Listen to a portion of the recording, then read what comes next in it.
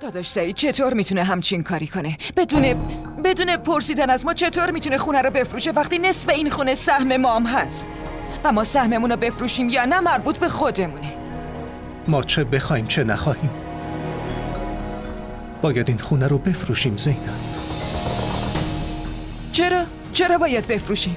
چون داریم طبقه بالای همین خونه زندگی میکنیم. آره درسته. بس سر جامون میمونیم اونا هم برن خونه‌شون رو بفروشن یا اجاره بدن. منطقی باش زینب. لجبازی بیفایده است. یعنی چی لجبازی بیفایده است؟ خودم با داداش سعید حرف میزنم. مامان ها ولش کنین. چرا ول کنم؟ اول ما رو غریبه دونستن، از رفتن به خونه‌شون منع کردن و حالا اینجا رو هم میفروشن، سهم ما رو هم میفروشن. اینا تصمیم گرفتن ما رو از خونه بیرون کنن. مامان وقتی اونا ما رو از دلشون بیرون کردن دیگه چه فرقی میکنه این خونه باشه یا نه؟ ولی ما کجا بریم؟ مامان زمین خدا خیلی بزرگه، بالاخره یه جایی میریم. ببین زینب، ویدا درست میگه، ما باید هرچه زودتر از اینجا بریم. اینا چقدر سنگ دل شده، هنوز حتی عده ویدام تموم نشده و اینا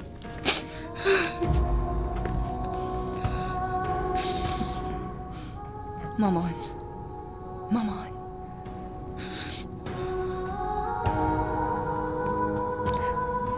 اونا حتی غم منم نفهمیدن. چرا باید عدم براشون مهم باشه؟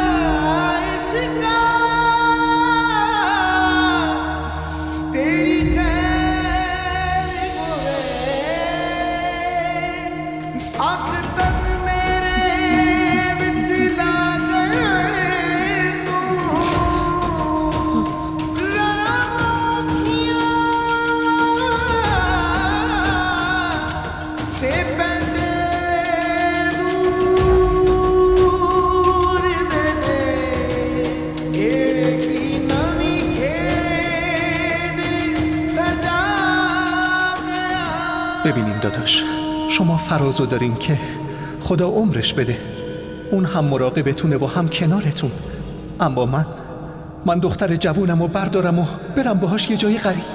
آخه این درسته؟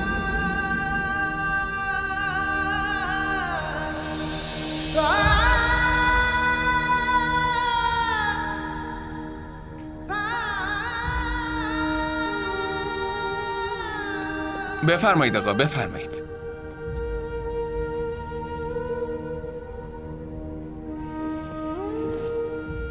خب همه جا رو خوب و با دقت دیدین که یه وقت خدایی نکرده اشیای گرونی جا نذاشته باشین.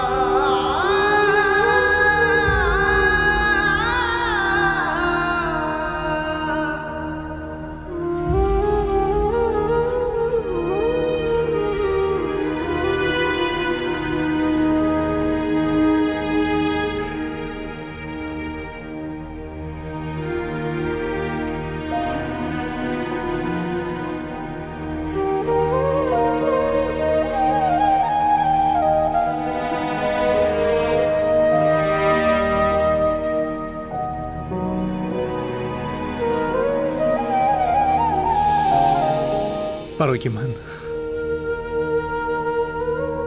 گرونترین چیز اون خاطراتی هستن که به این خونه وابسته است. فقط اونا رو نمیتونم ببرم و دیگه هیچی. اشیای گرونی پیش من فقیر نیست. خدا بهتون خونه بهتری عطا کنه. آمین. انشالله. بریم زینب، بریم ویدا، بریم دخترم. بریم عزیزم. عمو جان